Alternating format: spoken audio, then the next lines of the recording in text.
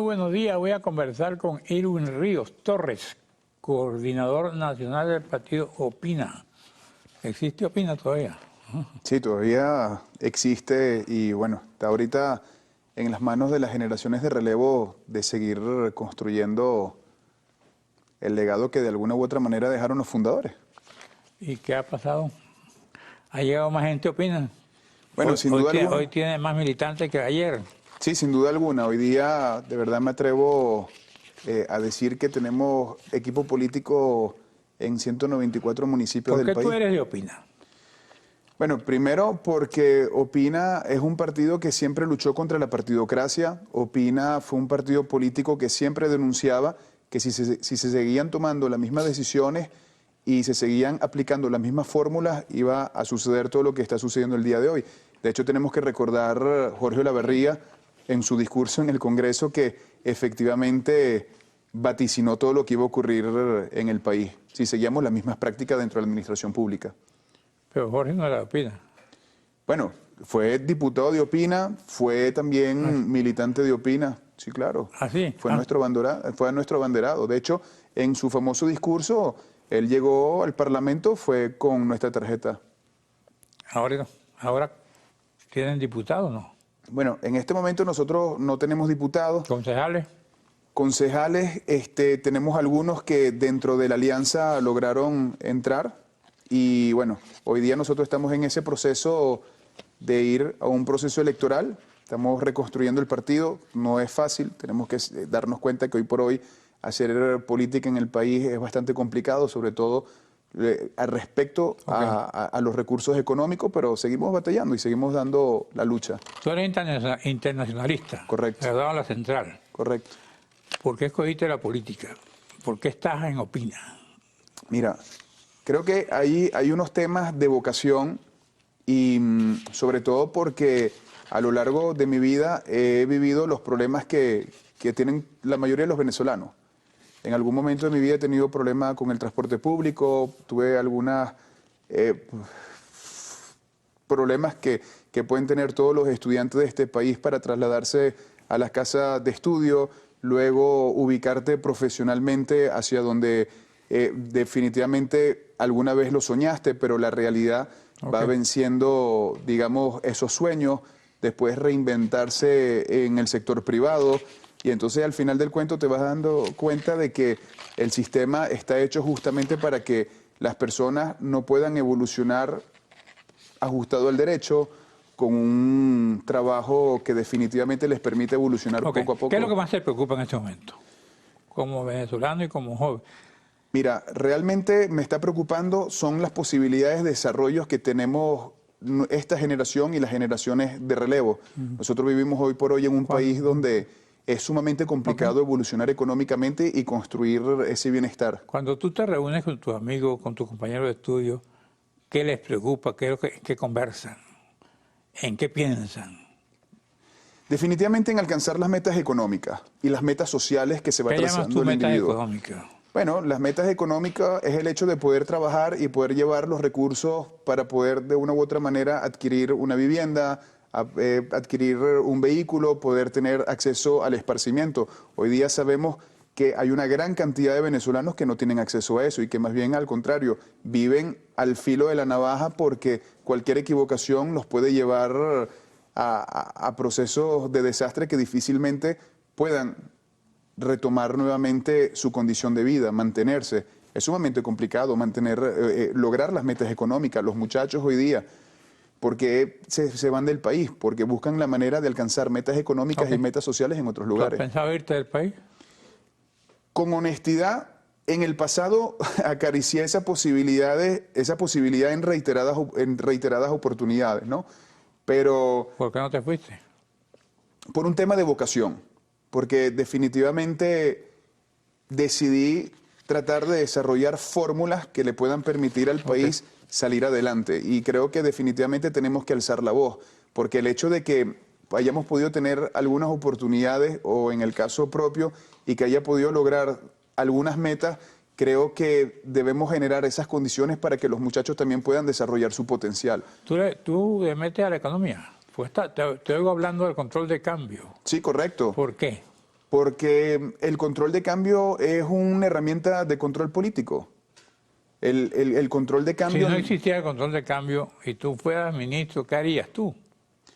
Mira, si fuera ministro tendría un grave problema porque me tendría que poner de acuerdo con el jefe del Ejecutivo y la meta de realmente como tal no es ser ministro, podría ser jefe de Estado, pero si tú me preguntas a mí qué haríamos nosotros, ¿Qué harías tú como jefe de Estado? eliminar el control cambiario, porque tienes que generar libertades de transacción. ¿Con qué lo sustituye? El control cambiario. Libre. Libre totalmente, con apertura económica. Y si no hay dólares, si no hay cambio. Entonces tenemos que empezar a ser productivos. Y eso es Y justamente... eso es fácil. Totalmente Tenemos muchos fácil. años en eso, tratando de ser productivos. Claro, pero es que justamente bajo las condiciones que se han establecido antes de la llegada del presidente Chávez, vivíamos prácticamente lo mismo. Entonces, ¿por qué la gente retira su dinero del país? ¿Por qué no hay confianza en el sector que administra la República? Y eso es una gran realidad. Y tenemos que recordar ¿Cuánto has retirado tú? ¿Del país? Mira, te voy a decir una cosa. Creo que estoy arrepentido de no haber retirado, para serte honesto. Porque la verdad es que producto de tu esfuerzo de trabajo y esa acumulación de capital que la gente va haciendo para rehacer inversiones, justamente con las políticas de devaluación se te convierte en sal y agua. Entonces tenemos que darnos cuenta que posiblemente pudo haber sido un error confiar en la clase política que nos ha llevado a un proceso de empobrecimiento sistemático. Okay. Aquí veo que dices tú que la propuesta de Opina es que se le pague al venezolano el valor real de su trabajo y reducir impuestos de manera progresiva hasta llegar a un 50%. Sí, correcto, porque existe una realidad, Carlos, que el político no es productivo en el ejercicio del poder, pero le gusta vivir bien. Entonces le pide a la sociedad que tiene que entrar en proceso de austeridad, pero ellos siguen manteniendo su calidad de vida. Entonces, ¿qué es lo que hace el político? Nos mete la mano en el bolsillo, a través de los impuestos. Tú eres político. Claro, pero mete la mano al bolsillo a alguien. Pero no estoy en el ejercicio del poder. Más bien al contrario, soy político, quisiera llegar al poder justamente para no meter la mano. Para quitarnos poder. Porque realmente, ¿qué pasa? El ciudadano trabaja, el ciudadano produce y existe una casta política que administra los recursos.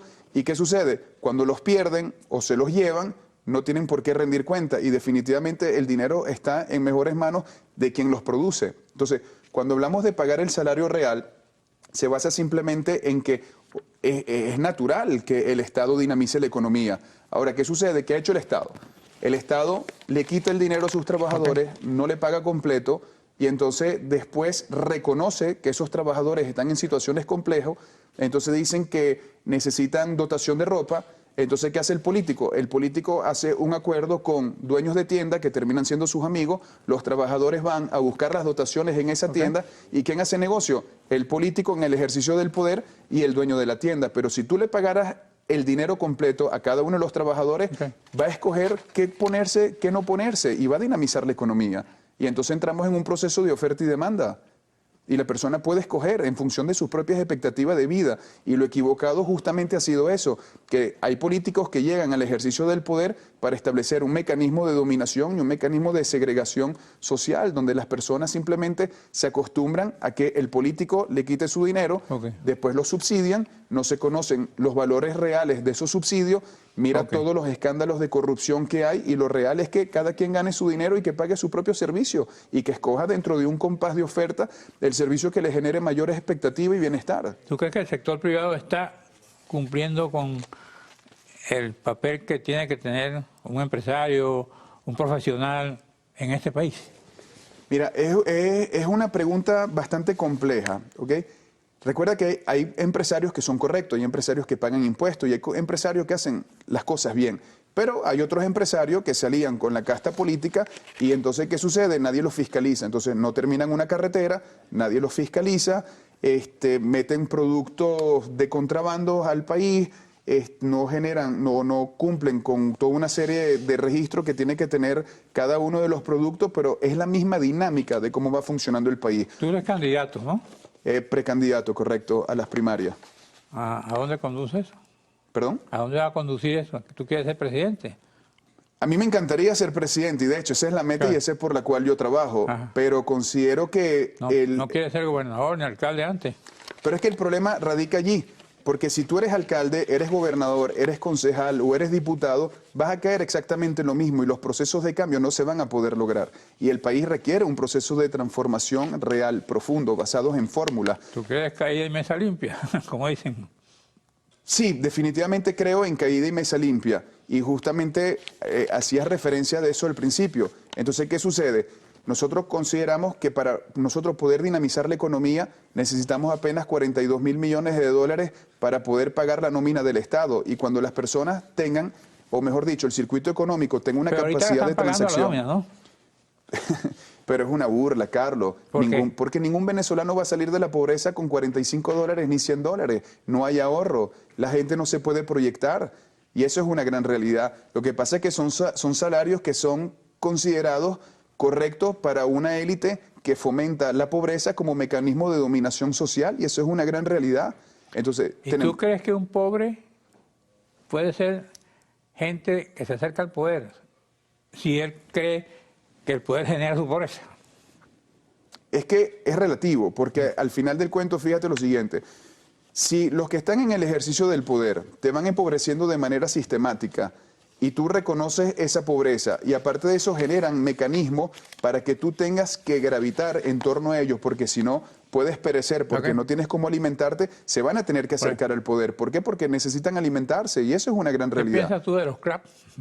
A mí los CLAP definitivamente me parecen que son una desgracia para el país. ¿Por qué? Porque, ¿qué pasa con el CLAP? En el CLAP hay marcas de productos en particular. ¿Quién está haciendo negocio con la construcción de la bolsa? Y no es mejor pagarle el salario completo a cada uno de los individuos y que ellos escojan qué alimentarse y que escojan las marcas, lo que les genere mayor grado de satisfacción. Lo que pasa es que ahí hay un esquema de corrupción también que fue claro y notorio de lo que ha pasado en PDVSA, y hay un esquema de corrupción también en las aduanas, y hay un esquema de corrupción también en las empresas básicas. Entonces, volvemos otra vez al punto. La generación de la pobreza como mecanismo de condicionamiento del individuo. Entonces, ¿qué han hecho a lo largo de todo este tiempo? Romperle las piernas al venezolano y una vez que tienen las piernas rotas les prestan unas muletas para decirle que lo están ayudando a caminar. Y eso es una realidad. Y es algo que nosotros no lo podemos ocultar y el país definitivamente necesita cambios estructurales. Y justamente necesita cambio en función de a dónde va el recurso económico de cada uno de los venezolanos, los procesos de rendiciones de cuentas. Tú no necesitas muleta, porque tienes muy buenas piernas. Sí, bueno, gracias a Dios no necesito muleta, pero también vivo las dificultades. Mira. ¿Pasas hambre? He tenido algunos procesos complejos donde obviamente no tengo las mismas condiciones de vida de hace unos años atrás. ¿Qué dice tu familia sobre tu actividad política? Bueno, tú sabes que hay un cuento bastante bueno con respecto a mi papá, ¿no? Échale. Porque él me decía, hijo, tú sabes que los que deciden hacer política no solamente arriesgan su carrera profesional, sino también... Trabaja? ¿Tu papá dónde está? Él es jubilado, diplomático jubilado. Ya. Y decía también que eso puede repercutir en tus actividades comerciales y que también poder ventilar algunas cosas y llevar procesos de lucha en contra de los status quo puede poner en riesgo tu vida. Le dije, sí, bueno, dicho y eso, y que conoces las reglas del juego, ya tu mamá y yo no nos vamos a preocupar más, sabemos qué es lo que tú quieres hacer. Y bueno, y aquí estoy tratando de alzar la voz, desarrollar fórmulas. He sido de los pocos que he estado en contra de lo que ha sido las sanciones y de los procesos de generación de conflicto y de caos en el país como mecanismo de promoción política. Creo más bien en las ideas, las fórmulas, creo mucho en el venezolano, creo mucho en las generaciones de relevo que ven el país de manera distinta. Y a veces cometemos grandes errores, Carlos, que es condenar a las generaciones de relevo ¿Cuál es la a idea nuestro propio pensamiento. que te da vuelta en tu forma de ser, en tu proyecto de vida? La verdad, te voy a ser honesto, yo muchas veces he querido construir familia y me preocupa mucho el hecho de traer un chamo a la vida en Venezuela porque... ¿Tú no eres casado? No soy casado. ¿Tiene hijos? ¿No tiene? No tengo. Ah. De hecho, asumo que posiblemente haya sido hasta cierto punto un acto de cobardía. ¿Por qué? Porque hoy día la estabilidad económica no está garantizada. Entonces son responsabilidades que se tienen que generar en función de una sociedad que te permita tener cierta estabilidad, porque los muchachos tienen que tener educación, los muchachos tienen que tener actividades extracurriculares, los muchachos tienen que tener instancias donde ir a hacer deporte, tienen que vivir en una sociedad que sea tranquila y que no tenga esta carga de violencia. Entonces, muchas veces he sentido en carne propia el dolor que puede sentir una madre cuando la delincuencia le ha arrebatado a su... ¿Duerme completo? La verdad, te voy a ser honesto, bien.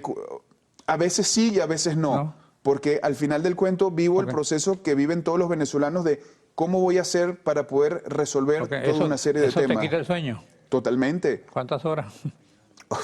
Podrían ser, bueno, a veces duermo 4 horas, a veces duermo 6 horas. Todo va a depender en función de los problemas que se me vayan generando semanalmente. Porque 4 horas. A veces sí, 4 horas. ¿Ronca? No, no ronco. ¿No? O por lo menos ¿Estás no. seguro tú? Bueno, nunca me han dicho que ronco. Gracias. Gracias a usted, amigos televidentes. Nos veremos aquí mañana a esta misma hora.